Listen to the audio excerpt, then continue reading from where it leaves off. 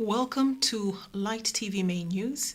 Our quote for the day is, "The key to abundance is meeting limited circumstances with unlimited thoughts," by Marianne Williamson. The headlines: President Hichilema launches $300 million United States Mingomba shaft project. Zambia secures Norway carbon deal for solar. Copper Queens draw Uganda in Olympic qualifiers. With the news in detail, my name is Jacqueline Mankanda. President Hakainde Hichilema has launched the shaft sinking phase of the Mingomba copper project in Chilabombwe, describing it as a strong sign of renewed confidence in Zambia's mining sector. He says the project will unlock one of the country's largest undeveloped copper deposits, with expected production of up to 300,000 metric tons, contributing to the national target of 3 million tons annually by 2031. The president also says drilling has reached 1.7 kilometers, the deepest in Zambia's history, made possible through advanced technology. Cobalt Metals has committed about $2 billion United States dollars, with 600 million earmarked for this year.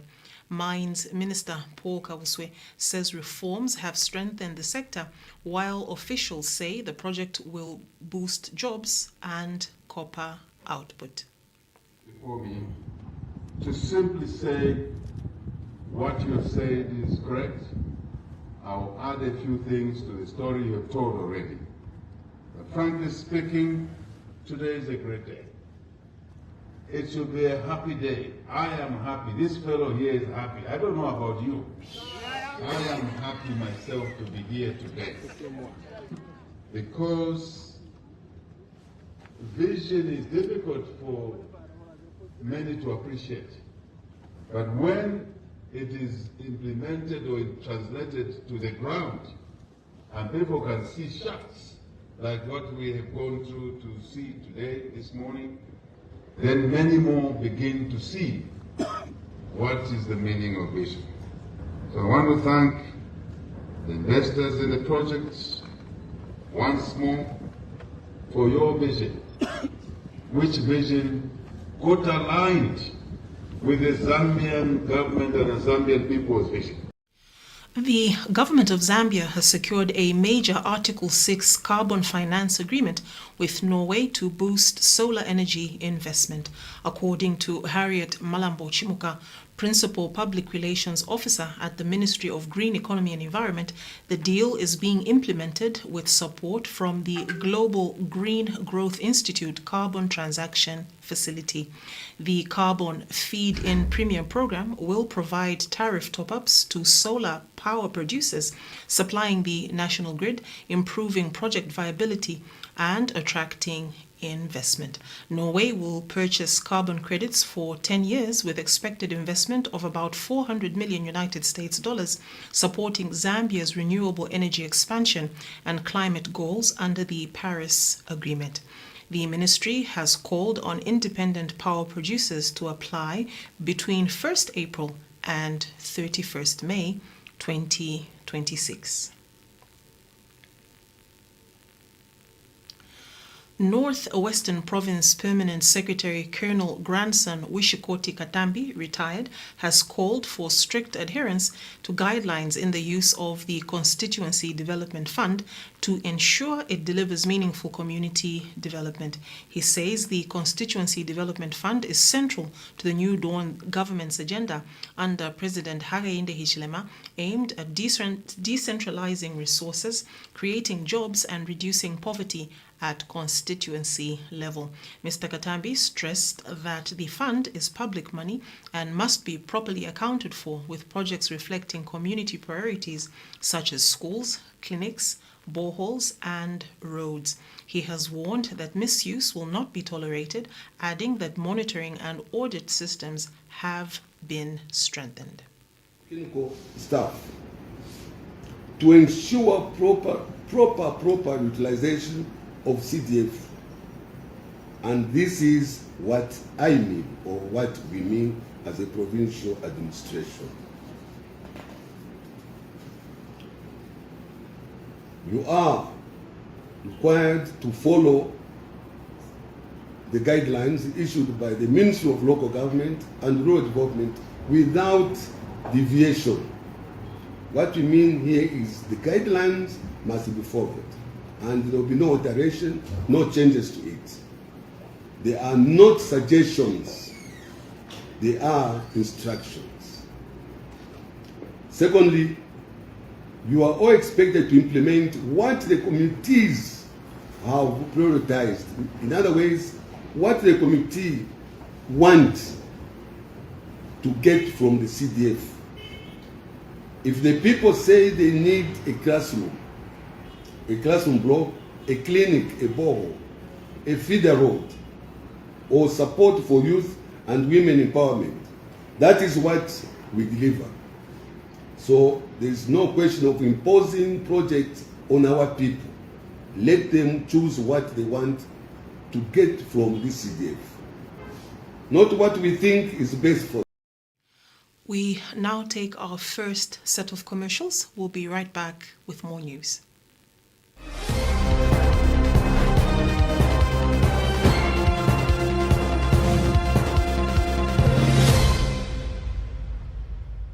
Evangelical Fellowship of Zambia, established since 1964, and its membership has been growing at a significant rate, comprising of both local denominations, local congregations, faith-based organizations, mission agencies, and parachurch organizations countrywide. The contributions of EFZ to the holistic societal transformation has widened over the years, and the church has experienced phenomenal increase. With the Holy Bible as their final authority, coupled with evangelism and discipleship, a holistic ministry as service is of top value. To value the local church and value unity and partnerships, integrity and excellence, together with justice and equality, are our values. Get in touch with us on the number +260 9651 35214 or email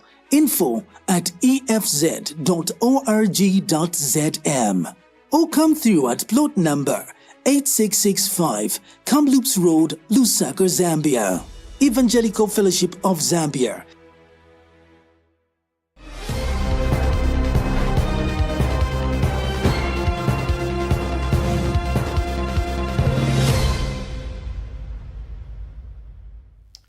The Zambian government and the family of former President Edgar Lungu are expected to return to the High Court in Pretoria, South Africa tomorrow in a legal dispute over his remains.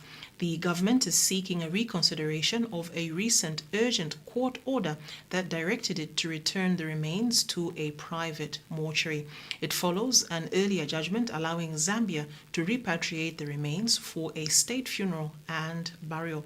Government argues the order was granted in its absence and says key information was not disclosed, including developments in related legal processes and investigations into the circumstances of Mr. Lungu's death.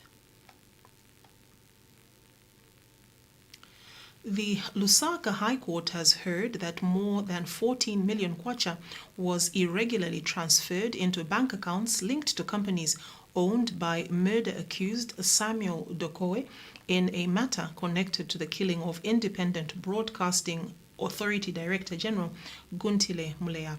Testifying in court, an auditor from the Auditor General's office, Ngawa Muhunde, told the court that the funds were paid into Viridian Dynamics and Digital Initiative systems for goods and services that were never delivered. Mr. Muhunde said the payments were allegedly processed for debt liquidation and supply of services involving institutions such as the Zambia Revenue Authority, Airtel Networks Zambia Limited, and Family Legacy. But investigations showed the money was instead deposited into accounts linked to the two companies. He further told the court that the irregular transactions were uncovered following intelligence information that triggered an audit into suspicious payments involving the Independent Broadcasting Authority, IBA.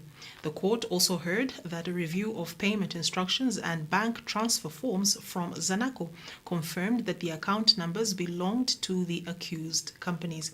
Mr. Muhunde added that the documents may have been submitted to Zanaco's Acacia branch by IBA accountant Francis Chipioka or another accountant, Peter Hambia. In this case, Francis Chipioka and Samuel Dokowe are among those accused of murdering IBA Director General Guntile Mlea, whose body was later discovered in Njolwe on 23 July 2024. Other accused persons include Mutsani Dokowe and police officer Caleb Zulu. The matter continues in the Lusaka High Court. Citizens First President Harry Kalaba has condemned the alleged attack on Power FM journalist Alfonso Kasongo, describing it as an assault on press freedom. Mr. Kalaba visited Mr. Kasongo in Lusaka, where he is currently in hiding and still recovering from injuries sustained during the incident. He has expressed concern that suspects believed to be UPND cadres have been released on bail and urged authorities to ensure justice is served, saying he will pursue the matter no matter how long it takes.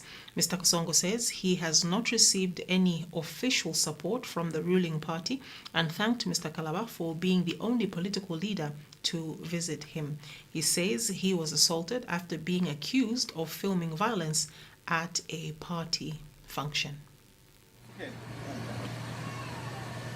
Oh my goodness. Let me put something here on you.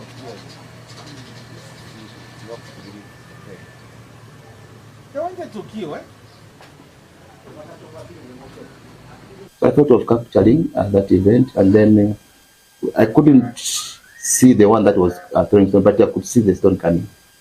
So just short period of time, just within 2-3 minutes, I just said somebody shouting that one has been caught.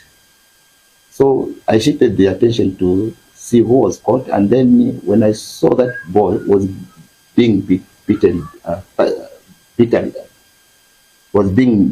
heavily, so I thought, no, this is thuggery only. Yes, and then you can see the thuggery was just too much on the boy. So I thought of capturing that, but it wasn't like direct capturing the cutters. I took a hidden place so that maybe I couldn't be spotted. You know, these cutters, they behave, especially that they're coming from the ruling party. Mr. President, it was at that point when one of them spotted me, say, is photographing us. Then said, why photographing us? That's how they descended on me. It's unfortunate that we are using politics to even harm journalists. This, I think, is not right. And I'm very disappointed myself that cadres, non-cadres who attacked a journalist like you have not been punished. And even when you tell us that they were in cells and now they have been released, again, it tells you that they don't even care about the whole situation. But I want to assure you, and through you, the journalism fraternity, that as Citizens First, we will ensure that we give the journalists the respect that they deserve. We will ensure that journalists are protected and that culprits, perpetrators of such actions, will face the demerit of the law. And even those that could have done this to you, and they think they've gone scot-free. Students under the Luangeni Constituency Development Fund CDF Skills Bursary in Chipata are demanding unpaid meal allowances, saying the delay is affecting their studies. Some students, speaking on condition of anonymity, say they are struggling to stay in school, with others warning they may drop out due to financial pressure. They also report reduced concentration in class as the situation continues. However, Chipata City Council Public Relations Officer Joan Zulu says the council has completed verification of all students and payment processes are underway. She has assured students that all allowances will be paid soon. We have received complaints from students at Chipata Trades Institute from Luangeni constituency to be specific. And as a local authority, we are just awaiting the next phase of the disbursement of funds, and we are yet to make the payments for the students together with their allowances. We recently had a verification exercise where we went through to the institutions where we have students that are under CDF, and we're verifying information, their details, and the payment is definitely going to come through anytime soon. A 26-year-old motorcycle rider in Kasama district is recovering from injuries after being attacked and robbed by 3 unknown people.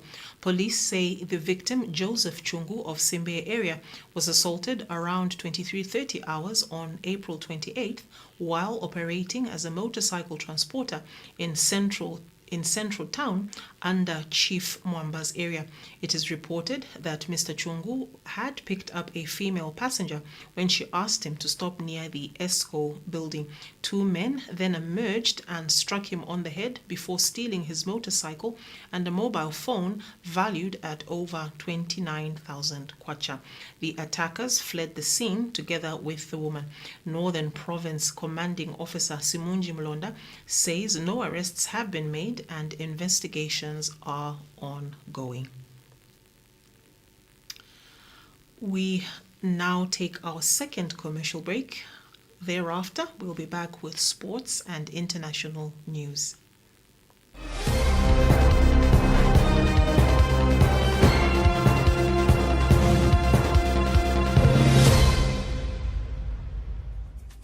Christ Life is more than a school. It's a nurturing community. Our qualified teachers use innovative methods that keep the minds and hearts of our students engaged. Our cafeteria isn't just a place to eat. It's a hub of nourishment and community.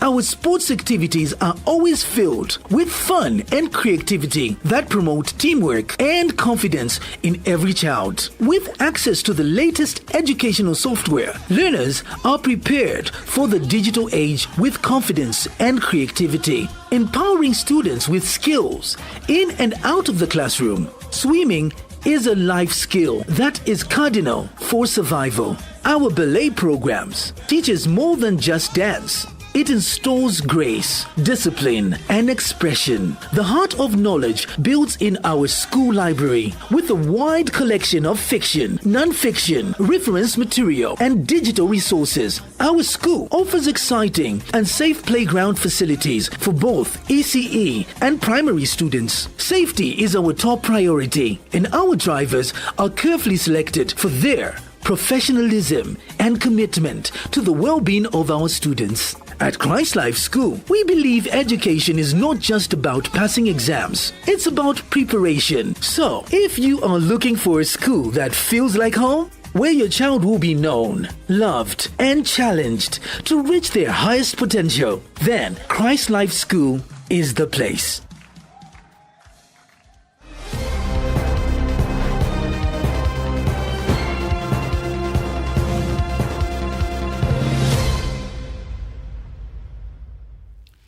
Tragedy has struck Zambian football following the death of former Zambia under-20 women's national team and Zesco Ndola girls player Teresa Musatila.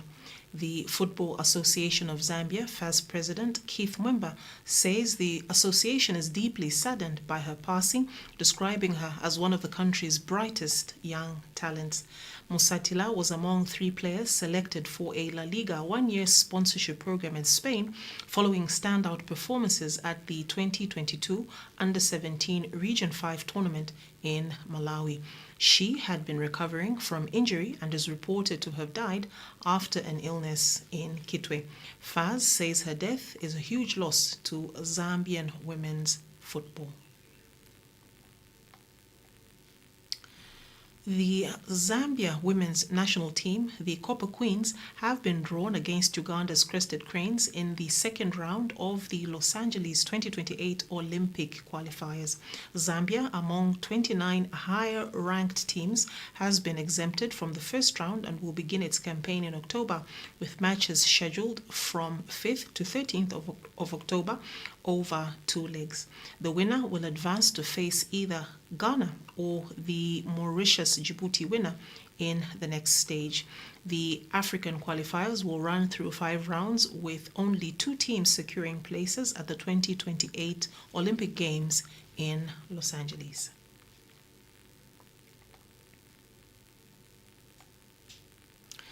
China has announced a major trade policy granting zero tariff access to all African countries with diplomatic relations, including Zambia.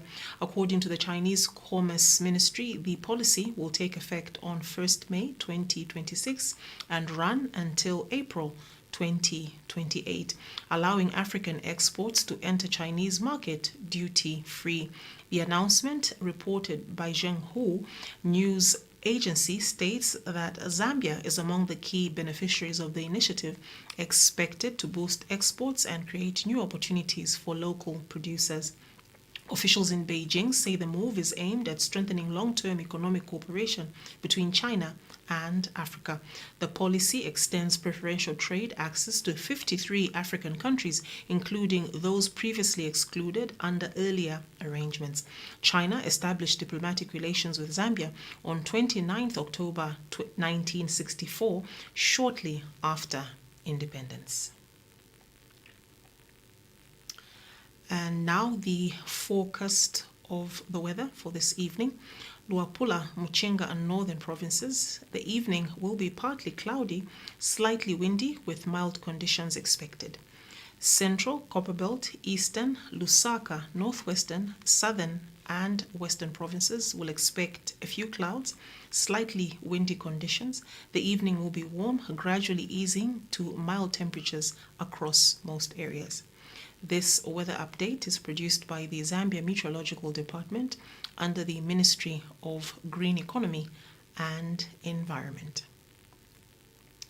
That note brings us to the end of the main news, but before we go, a recap of the headlines. President Hichilema launches a $300 million United States Mingomba shaft project. Zambia secures Norway carbon deal for solar. Copper Queens draw Uganda in Olympic qualifiers. Thank you for tuning in. Stay inspired.